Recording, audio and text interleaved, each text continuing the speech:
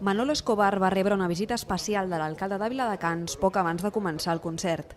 Carla Ruiz es va adreçar al camerino de l'artista per donar-li la benvinguda a la ciutat i desitjar-li sort. Ja a les 9, gran part de les cadires disposades al Parc del Torrent Ballester estaven ocupades per seguidors del cantant d'Almería. He venido a conocer a Manolo Escobar porque me encanta cómo canta. Y me encanta de que hay mucha gente en las fiestas de Viladecans, que es la mejor del mundo. He venido aquí porque Manolo Escobar es muy guapo y le gusta a mi madre.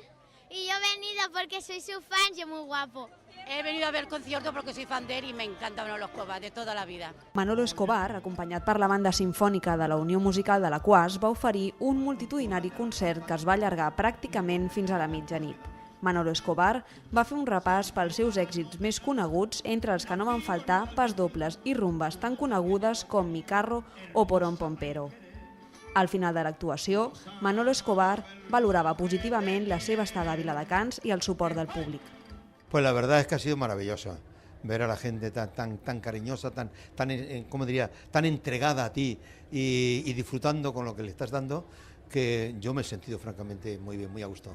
Un any més, el concert del Torrent Ballester va acollir milers de ciutadans que van voler escoltar de primera mà una de les grans veus de la música espanyola.